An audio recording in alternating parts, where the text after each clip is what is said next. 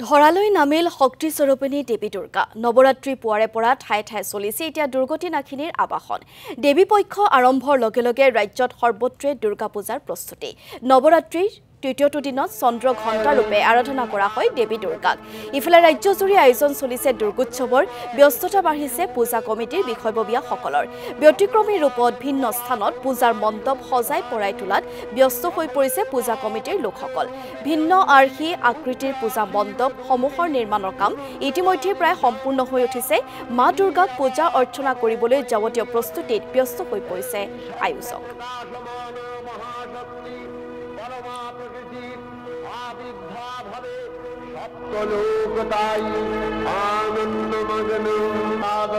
আৰু ৰাজ্যৰ এতিয়া বিভিন্ন প্ৰান্তত দুৰ্গোৎসৱৰ প্ৰস্তুতি আমি দেখিবলৈ পাইছো বিশেষকৈ আজি নৱৰাত্ৰিৰ তৃতীয়টো দিন আৰু চন্দ্ৰঘণ্টা ৰূপে আৰাধনা কৰা হৈছে দেৱী দুৰ্গাক মুঠৰ ওপৰত মহালয় দিনটোৰ পৰা এতিয়া চৌদিশে মা দেৱী দুৰ্গাৰ বন্দনা চলিছে আৰু বিশেষকৈ যিসমূহ পূজা মণ্ডপ আছে বা পূজা কমিটি আছে পূজা কমিটিসমূহ যথেষ্ট তৎপৰ হৈ পৰিছে কাৰণ মাজত মাত্ৰ কেইটামান দিন তাৰ পাছতেই দুৰ্গা পূজাৰ আৰম্ভ হ'ব আৰু তাৰ বাবে যিসমূহ বিভিন্ন আৰ্হিৰে মণ্ডপ তৈয়াৰ কৰা গৈছে সেই মণ্ডপসমূহ অতি আটকধুনীয়াকৈ সজাই পৰাই তোলাত ব্যস্ত হৈ পৰিছে কমিটিৰ বিষয়ববীয়া